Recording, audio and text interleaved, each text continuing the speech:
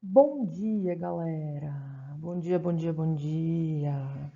Tudo bem? Tudo bem, tudo bem. Vamos lá, tá? Vamos falar um pouquinho de cinética química. O que será que estuda a cinética? Galera, vocês já ouviram falar dessa palavra nas aulas de física, tá? Cinética tem a ver com movimento, beleza?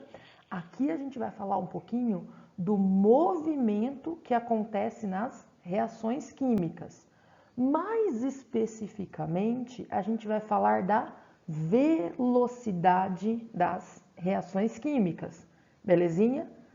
Vamos lá, então. Então, aqui, ó. O que a cinética química vai estudar? Estudo da velocidade ou rapidez das reações. Então a gente vai começar a pensar agora na velocidade com que uma reação química acontece. É muito importante a gente pensar na velocidade de uma reação química, principalmente quando eu estou em um laboratório ou em uma indústria. É legal eu ter noção do tempo que o meu processo demora, tá? Para saber como eu consigo mexer nessa reação para fazer com que ela fique mais rápida ou mais lenta de acordo com o meu interesse. Então, a cinética é o estudo da velocidade ou rapidez das reações químicas e dos fatores que nela interferem. Então, além da gente analisar essa rapidez, a gente ainda vai ver algumas maneiras de aumentar ou diminuir a velocidade de uma reação química. Belezinha? Então, aqui, ó, estuda ainda a possibilidade de controlar essa velocidade. Então, além dos fatores de quais são as manobras que nós podemos fazer para aumentar ou diminuir a velocidade da reação, a gente vai ver como fazer isso, beleza? Então, a possibilidade de eu controlar a velocidade de uma reação. Por exemplo, aqui, a gente vai analisar, a gente vai falar um pouquinho, como exemplo, dessa reaçãozinha aqui, da efervescência da vitamina C em água. Ela é um exemplo bem legal para a gente analisar os fatores que interferem na velocidade de uma reação. Tá? A gente pode pensar nessa reação, na velocidade que ela acontece e o que eu posso fazer para ela ir mais rápido ou mais devagar. Aqui eu tenho um outro exemplo que está mostrando a reação de um ácido com um pedaço de metal. A gente também vai usar esse exemplo, a gente também vai falar dessa reação mostrando quais são os fatores que interferem na velocidade desse tipo de reação, beleza? Então, o que a gente vai estudar? Velocidade de reações e como eu posso aumentar ou diminuir a velocidade dessas reações. Vamos dar uma olhada aqui nessa reação genérica que eu coloquei. Tá? Então, A mais B, os reagentes, se transformando em C mais D, que são os produtos. A velocidade com que a reação ocorre é baseada no tempo em que A e B desaparecem ou no tempo em que C e D aparecem. Galera, a gente consegue medir a velocidade de uma reação. A gente consegue calcular e chegar num valor numérico para poder falar da velocidade da reação. Como que a gente vai medir esse valor? A gente vai se basear principalmente no tempo em que os reagentes A e B desaparecem em uma reação, ou seja, o tempo em que os reagentes são consumidos, ou no tempo em que o C e o D, os produtos, aparecem, são formados. Então eu consigo ver o quanto eu tenho inicialmente de reagente e o quanto eu tenho depois de um tempo, então quanto foi consumido de reagente, e fazer uma continha para saber a velocidade dessa reação, ou eu consigo ver o quanto eu tinha de produto no início e quanto eu tenho depois de um tempo. Se a gente começar a pensar, a gente vai ver que é possível relacionar, é possível calcular a velocidade de uma reação química de maneira bem semelhante ao cálculo da velocidade média que a gente faz lá na física. Na física, a gente faz variação do do espaço por variação do tempo. A gente vai ver que aqui não vai ser variação do espaço, porque eu estou falando de reação química, né, de substâncias, mas vai entrar variação de tempo na jogada. Então, a gente vai calcular a velocidade da reação trabalhando com variações, de maneira bem semelhante ao que a gente faz na física. Nesse caso, levando em consideração o tempo em que reagentes são consumidos ou em que produtos são formados. A gente consegue saber se uma reação é rápida se os produtos se formarem rápido ou os reagentes forem consumidos rápidos, e a reação vai ser lenta se o produto demorar para ser formado ou se o reagente demorar para ser consumido. É bem óbvio isso? É bem óbvio, mas é dessa maneira que a gente consegue analisar a velocidade de uma reação, beleza? Outra coisa importante, em uma reação química, os reagentes, no caso A e B, eles são consumidos ao mesmo tempo em que os produtos C e D vão se formar. Tá? A gente tem um equilíbrio. Assuntos próximos. Tá? A gente tem um equilíbrio entre reagente sendo consumido e produto sendo formado. Esse consumo de reagente, essa formação de produto acontecem ao mesmo tempo. Como eles acontecem ao mesmo tempo, a gente pode expressar a velocidade da reação tanto em termos de consumo de reagente, quanto em aparecimento de produto. Tá? A gente vai chegar daqui a pouquinho numa equação, e a gente vai ver que essa equação ela pode ser montada tanto em relação ao consumo de reagente, quanto à formação de produto, beleza? Vamos dar uma olhadinha nesses gráficos aqui. Esses gráficos já começam a dar uma ideia para a gente de como esse processo ocorre. Se eu olhar o primeiro gráfico aqui, ó, o A, ele é um reagente na reação. Ah, claro, você colocou lá em cima que o A é reagente. Não, esquece aquela reação lá em cima. Vamos pensar aqui embaixo. Ah, não tem nada a ver com o que está aqui embaixo com o que está lá em cima. Como que eu sei que o A, nessa reação aqui, ele é um reagente, galera? Porque ele começa, a quantidade dele, ó, quando eu tenho o A entre colchetes, o colchete simboliza concentração. Então, aqui no eixo do Y, eu tenho a concentração de A pela variação do tempo. Ou seja, conforme o tempo da reação vai passando, o que acontece com a concentração da substância A? O que acontece com a quantidade de substância A? Se eu olhar no tempo zero, bem no início da reação, eu tenho uma concentração alta de A. Eu tenho bastante substância A. Conforme o tempo vai passando, essa quantidade vai diminuindo. O que isso significa? Que na minha reação química, o A está sendo consumido durante o processo. Se o A está sendo consumido durante o processo, ele é o reagente. Então, nessa reação aqui, o A é o reagente. Não tem nada a ver com o que está lá em cima. Tá? Esquece. Vamos olhar para o B, aqui para o segundo gráfico. E o B, galera, e a substância B, galera, o que ela é nessa reação? Ela é reagente ou ela é produto? Tá? De novo, ó, concentração no eixo do Y em relação ao tempo. Então, como acontece a variação da concentração da substância B em relação ao tempo? Tá? Como que vai variar a quantidade da substância B em relação ao tempo? Se a gente pegar no tempo zero, a concentração, a quantidade de substância B é zero. Isso significa que quando a minha reação se inicia, não existe substância B. Se não existe substância B, quer dizer que esse cara aqui é um produto. Porque ele começa no zero e conforme o tempo vai passando, a sua concentração, a sua quantidade aumenta.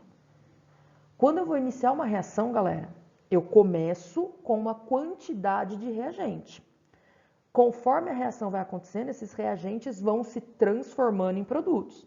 Então, a quantidade de reagente vai diminuindo, a quantidade de produto que no início era zero vai aumentando. Então, aqui o B, ele é o nosso produto. Tá? Por isso que eu falei que não tem nada a ver a reação em cima com o gráfico embaixo, tá? Porque em cima o B é reagente. Aqui é um outro processo. Aqui é como se eu tivesse uma reação do A formando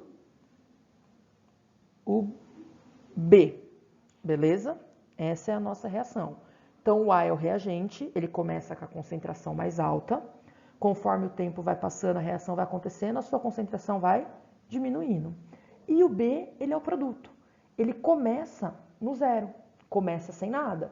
Conforme o tempo vai passando, a reação vai acontecendo, a concentração de produto vai aumentando.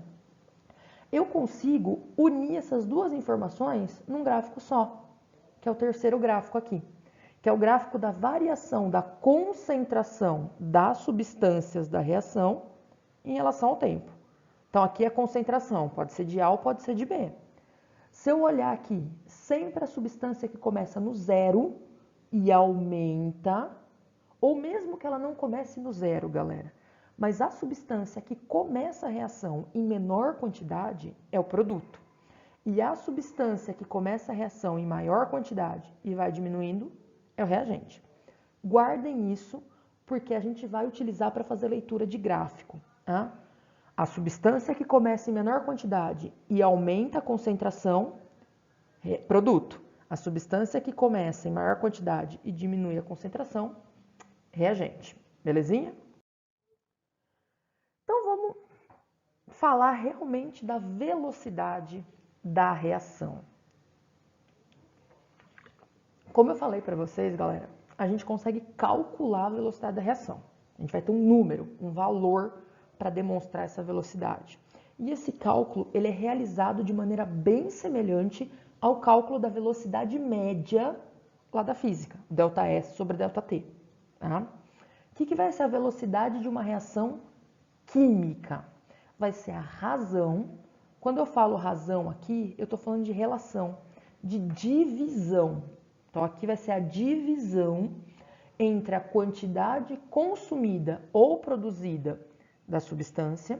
Então, vai ser a relação entre a quantidade consumida de reagente ou produzida de produto. Tá? E o intervalo de tempo em que isso ocorreu. Então, a gente vai ter uma relação, uma divisão entre quantidade de substância e tempo, beleza? De que maneira, galera? Primeiro, a gente está trabalhando com a velocidade média. Isso é importantíssimo, tá? A gente tem essa diferença na física. A gente consegue calcular a velocidade média e velocidade instantânea, tá? Na química também. Então, aqui na reação, nesse primeiro momento, a gente está falando do cálculo de uma velocidade média de todo o processo reacional. Eu não estou ainda pegando um momentinho da reação e analisando sua velocidade. Não, é a velocidade do processo, é a média do processo, beleza? Então, a velocidade média de uma reação química é calculada em função de uma substância. Se essa substância for reagente, a gente vai medir a velocidade de consumo do reagente, beleza? Em que ele é gasto. E se for produto, a gente vai medir a velocidade da formação, da produção dessa substância. De que maneira, galera? Utilizando a concentração. Então, o gráfico que a gente viu no slide anterior, ele ajuda, tá? O que eu sei? Que o reagente, a concentração começa lá em cima e vai diminuindo. E o produto, a concentração começa lá embaixo e vai aumentando. Então, a velocidade média, velocidade média da reação, é o VM, ele vai ser calculado de que maneira? Relação entre a variação da concentração, então da quantidade da substância, seja ela reagente ou produto, eu posso usar qualquer um dos dois, tá? Então, relação entre a variação da concentração e a variação do tempo. A gente faz isso na física, não faz o ΔS sobre ΔT, variação do espaço por variação do tempo? A única coisa aqui não é variação do espaço, é variação de concentração, variação de quantidade de substância. Então, velocidade média, variação delta da concentração, Lembra que os dois colchetezinhos simbolizam concentração em mol por litro, beleza? Pela variação do tempo. A gente já está acostumado que variação é sempre final menos inicial. Então, como que eu calculo a velocidade média de uma reação? Eu vou pegar a concentração final e inicial da substância, então a quantidade de substância que eu tinha no começo e no fim da reação, e dividir pelo intervalo de tempo que eu quero, beleza? Então, ó, guardem essa relação aqui, ó. Velocidade média, variação da concentração pela variação do tempo. Variação é sempre, sempre, sempre final menos inicial, beleza? Vamos a um exemplo. Então, aqui, ó, vamos já calcular uma velocidade. Consideremos a reação A mais B dando C mais D. Então, A e B reagente, C e D produto, realizando-se num sistema fechado. Beleza. Não vou perder massa nem massa para o ambiente. Determinemos a quantidade em mol de C em 2 instantes. Então, aqui, ó, ele está falando da quantidade em mol de C. Ele está falando para mim a quantidade de produto, do produto C. Então, ele falou ó, que num primeiro momento, no tempo 1, aos 10 minutos de reação, a reação começou no 0, passados 10 minutos, a quantidade de C, do produto C, era 2 mol, beleza? Depois, num segundo momento, no tempo 2, 20 minutos, ou seja, 10 minutos depois do primeiro momento, a quantidade do produto C era 3. Então, o que a gente pode ver aqui, galera? Em 10 minutos, do tempo 1 para o tempo 2, eu tive um aumento de 1 mol do produto C. Significa que em 10 minutos eu formei 1 mol do produto C, beleza? A velocidade média será. Então, a partir dessas informações aqui, ele quer saber qual é a velocidade média dessa reação, A mais B, formando C mais D. A gente vai fazer o cálculo dessa velocidade média, variação da concentração pela variação do tempo, em função do produto C, porque é desse produto que ele deu as informações. Então, vamos lá. O que a gente sabe? Velocidade média é a variação de N, no caso aqui N ó, é o número de mols, então pode ser variação de concentração ou pode ser variação de quantidade de substância. Aí ele não deu concentração em mol por litro, ele deu quantidade de mol. Não tem problema, galera. É sempre variação da quantidade de substância por tempo. Pode ser concentração, pode ser número de mol, não tem problema, tá? Tá aqui a variação do N, que é a variação da quantidade de substância, de C, pela variação do tempo. O que a gente sabe que é a variação? Final menos inicial. Então, N2 menos N1 dividido por T2 menos T1. Acabou a química, galera. N2, 3 mol. Então, aqui, ó, ao fim do processo, eu tenho 3 mol de C. N1, 2 mol. No início do processo, quando eu comecei a fazer a medição, eu tinha 2 mol. E o tempo? T2 é 20 e T1 é 10. Então, nesse intervalo de 10 minutos, eu tive o aumento de 1 mol de produto C. Mas qual é a velocidade disso? 0,1 mol por minuto. Cuidado com a unidade, galera. A unidade da velocidade, ela vai depender da unidade da quantidade de substância e do tempo. Tá? Se for concentração em mol por litro, vai ter que ter mol por litro na unidade. Se o tempo for em segundo, vai ser a unidade em segundo. Então, a gente tem que ficar esperto com a unidade, olhando para a unidade dos dados. Tá? Então, aqui é mol por minuto, ou seja, a cada minuto eu tenho a formação de 0,1 mol de produto. Essa é a velocidade da reação, 0,1 mol por minuto. Belezinha? Tá aqui, ó, em média, a cada minuto forma-se 0,1 mol de C. Sussu, aplicação de velocidade média, cálculo de velocidade média é muito sussu. Tá? Eu falei, da mesma maneira que é na física, é na química. Então fiquem tranquilos que é esse esqueminha que vai aparecer. Vamos falar um pouquinho agora, só para dar uma introdução para a próxima aula, da teoria das colisões.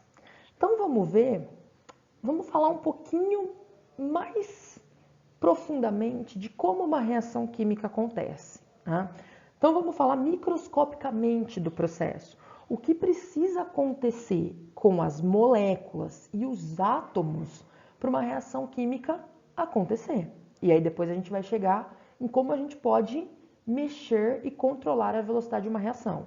Então vamos olhar para dentro da reação química, tá? A partir da teoria das colisões, que é a teoria que explica como uma reação química acontece. Então temos algumas condições fundamentais para uma reação química acontecer. Já aviso vocês, galera, não é fácil. Não é, misturei qualquer substância aí, uma com a outra e aconteceu a reação. Não é assim que funciona. Para uma reação química acontecer, algumas condições precisam ser obedecidas. Quais são essas condições? Primeiro, afinidade química. As substâncias reagentes precisam ter afinidade entre si. Tá? A gente sabe que tem substância que não reage. Tá? Creio eu que vocês já ouviram falar dos óxidos e nós temos alguns óxidos que são neutros. Tá?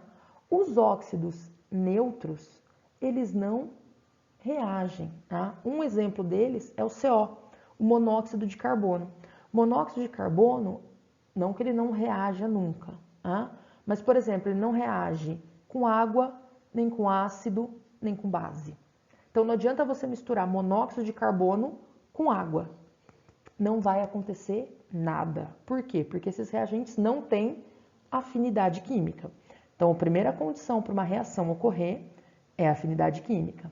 Depois, contato entre os reagentes.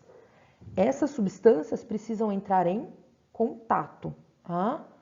Eu preciso dar um jeito que essas duas substâncias, esses dois reagentes, tenham contato. Pode ser meio aquoso, tá? Para facilitar o processo, mas se não houver contato entre os reagentes, não tem reação.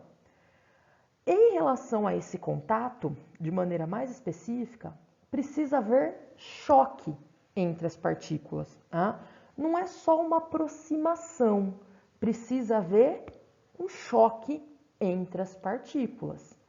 E esse choque, ele tem que ser efetivo. O que isso significa? As moléculas dos reagentes, elas precisam se trombar com uma velocidade considerável para que a energia desse choque seja suficiente para quebrar as ligações químicas das substâncias.